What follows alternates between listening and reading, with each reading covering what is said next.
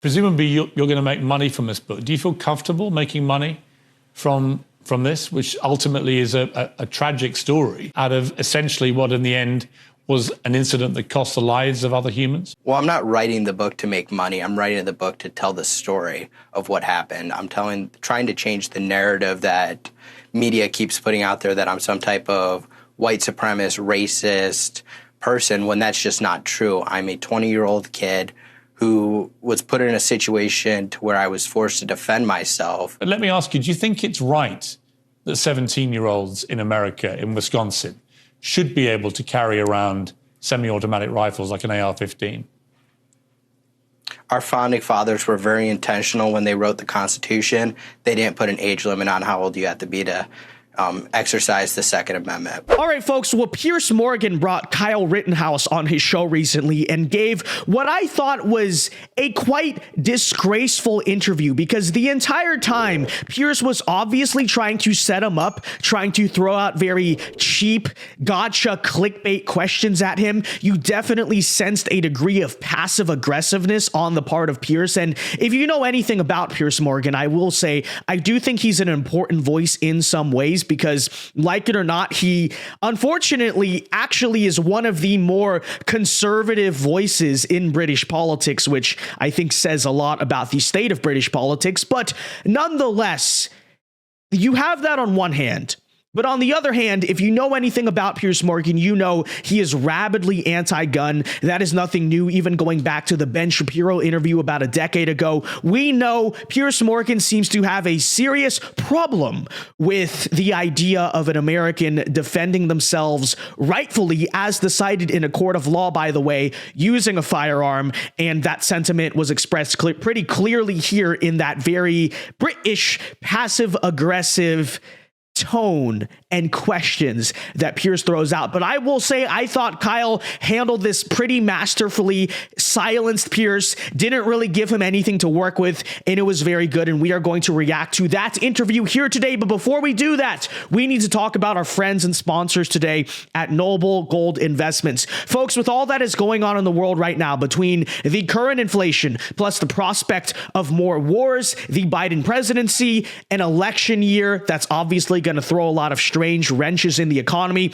it has never been a better time to ensure your financial security. And a great way to do that is hedging against inflation with precious metals like gold and silver. And whether you are brand new to investing in precious metals or want to expand upon your gold empire, our friends at Noble Gold are a great place to start. Noble Gold has helped customers like you ensure their financial security for years now with precious metals like gold and silver, and have worked hard to ensure countless 5-star reviews and an A+ rating with the Better Business Bureau. So again, if you are at all curious about ensuring your financial security, looking at a great place to invest, be sure to go check them out using our affiliate link at thevincedao.com. Again, that is thevincedao.com. Fill out the form. They are big supporters of this channel, trusted partners. Noble Gold is who I trust and who you should trust as well to ensure your financial security. So go check them out at thevincedao.com.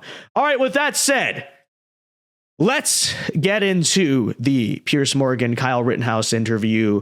Here you go, folks. And you'll see from right off the gate what I'm talking about, because it does not take long for Piers to become very, again, passive aggressive. It's obvious here what he's trying to do. Check it out. Human level, you're very young even now. What are you, 20 years old now? My age, by the way, I'm 20.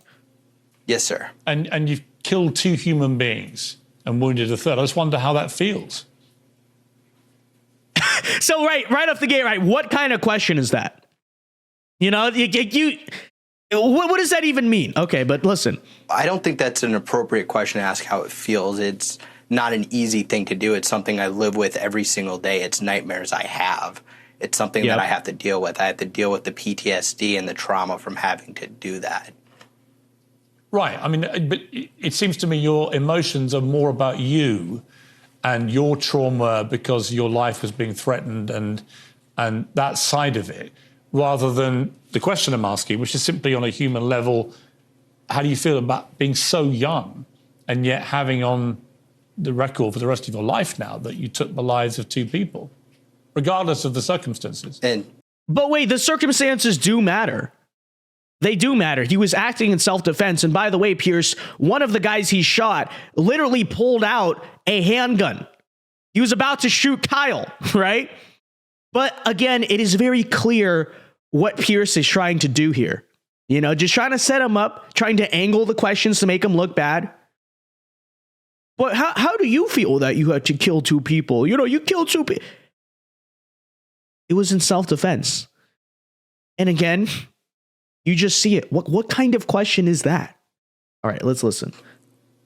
And like I just said, it's something I deal with every day. I deal with the PTSD and the trauma and the nightmares.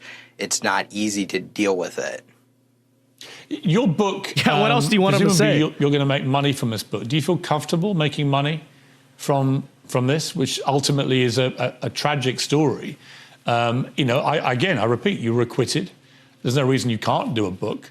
But do you feel comfortable making a lot of money out of essentially what in the end was an incident that cost the lives of other humans? Well, I'm not writing the book to make money. I'm writing the book to tell the story of what happened. I'm trying to change the narrative that media keeps putting out there that I'm some type of white supremacist, racist person, when that's just not true. I'm a 20-year-old kid who was put in a situation to where I was forced to defend myself, and I'm writing to put that into a book. I wrote a story and put that in a book so I can share that with everybody so they can understand what I went through, how my childhood was growing up, and the difficulties I deal with today. And you can check out the book at rittenhousebook.org if you want to read it and learn the truth for yourself. Such a stupid, masterful answer, but such a stupid question by Pierce, okay? And I don't know if he's ever done it, but if Pierce was interviewing, say, a war veteran, right? A Navy SEAL, hey, they did this heroic act or something, would Pierce be questioning whether, hey, but you killed people in war. Why are you writing a book about it? Right? Because what? Right? And I will say, in terms of the book itself, not only is it a story that Kyle is telling, again, right? What do people do in books? They tell a story in some way or the other, whether it's a personal story, fictional story, whatever. Okay. But I would also say it's an important story to tell, because here is a case where a kid 100% acted in self-defense. He was ruthlessly slandered by the media, and now he's telling his side of the story.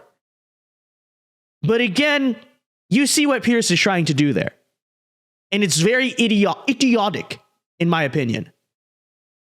Anyways. How do you feel that you became a hero to many on the far right, kind of made you their poster boy? Well, Pierce, I'm not a hero. I did what I had to do to defend myself. Gosh. There are countless Americans every day that defend themselves. And it's not a heroic thing to do. It doesn't make you a villain, but it doesn't make you a hero.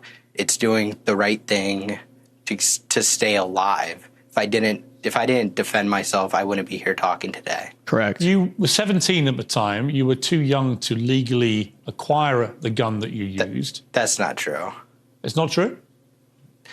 That is not true. Wisconsin statute says a person between the ages of 16 and 17 can carry a long rifle with a barrel longer than 16 inches. That's Wisconsin law, and the judge dismissed that charge.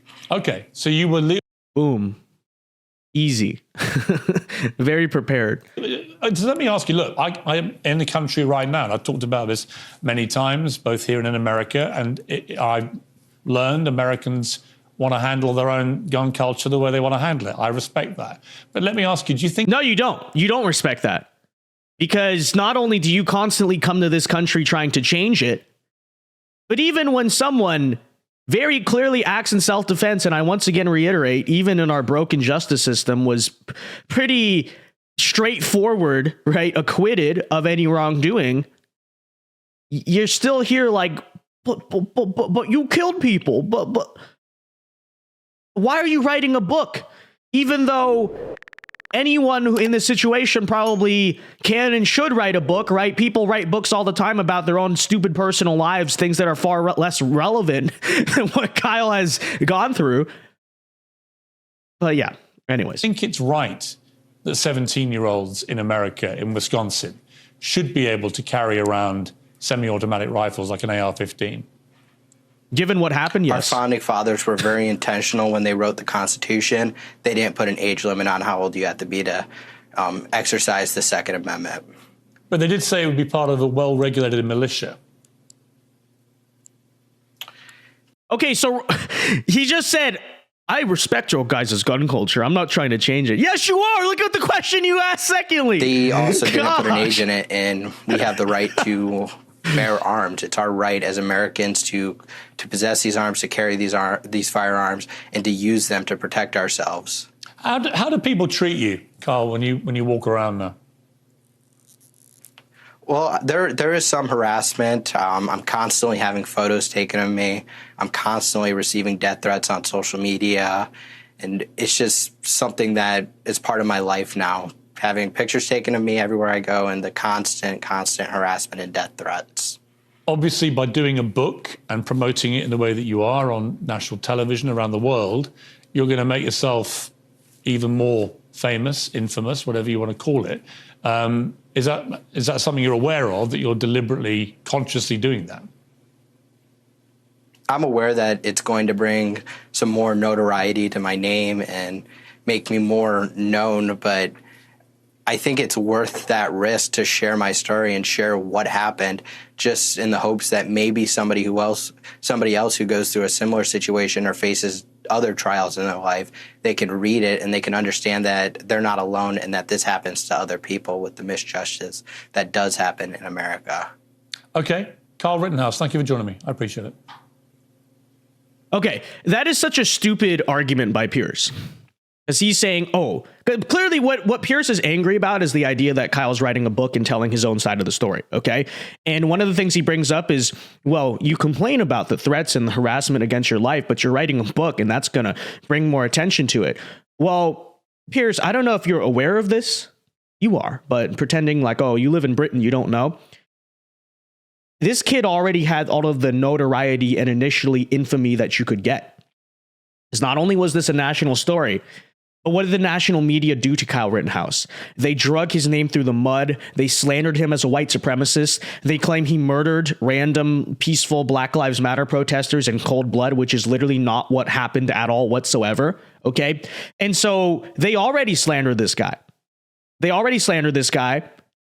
Long before he was even public about any of this, because if you'll remember, right after the whole trial itself, he was not on TV. He was not giving interviews. He was very quiet about it. But what did he have to deal with? He already was dealing with the constant stalking and harassment and threats against his life, and largely driven by the slander, again, of the national media. And to my understanding, I'm sure Kyle either has already won or is going to win a great number of lawsuits. But what the book does, Piers, is it allows Kyle to actually clear his name, right?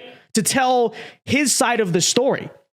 So that's the thing, is that Piers is making the argument, by doing the media tour, by doing the book and all this stuff, Kyle, you claim you just wanted to be a private person, but here you are bringing a bunch of attention to yourself and making money off of it, which he probably deserves to make money off of it, considering the fact that national media otherwise would have ruined his life and stopped him from ever holding a normal job or anything ever again. Still, I digress. What this does is it allows him to tell his own side of the story, okay? To respond to the slander, to respond to the popular narrative that was propagated against him. In a way, it is self-defense. It's a different form of self-defense, but that's the same thing that's going on here, right? But that's the thing about Piers. Piers, notice, did not ask a single question about, the media slandered you, right? He didn't talk about that. He didn't say, how did you feel about the way journalists like me covered your situation very falsely? Never took issue with that. But brings Kyle on, and what are all the different questions he's trying to ask Kyle Rittenhouse? It's nothing about that. It's more so, no, it's you. Why are you, after defending yourself physically, why are you now defending yourself in the media? Why are you telling your own side of the story? Why are you trying to clear your name? Silly argument by Piers. And frankly, in many ways, I thought he gave the worst possible interview you could. Okay? Because it's very clear how Piers feels about Kyle Rittenhouse. It's very clear how he feels about that entire situation. Did not think Kyle was justified in defending himself with a gun. Doesn't like guns. Oh, scary, whatever. But why not just give an interview that reflects that? You know, why don't you tell them how you really feel? But instead of doing that, it's this passive aggression. It's the, well, you know, you killed 2 people. Why are you writing a book about it? You know, blah, blah, blah. And then he's pretending like he's just trying to ask very normal interview questions. No. It's very clear how Piers feels. And again, just gave what I thought was a shameful interview. Now, on the flip side, I thought Kyle did a very good job of handling that. Because he didn't take the bait. I think considering how aggressive Piers was passively coming at him, I thought what Kyle did effectively was sort of diffuse that, right? And the popular narrative against him is what? He's some like evil racist, murderer, blah, blah, blah. It was odd choice of words, no pun intended, but it was kind of disarming. It was disarming the way that Kyle responded to it very calmly, logically. Very good job on Kyle.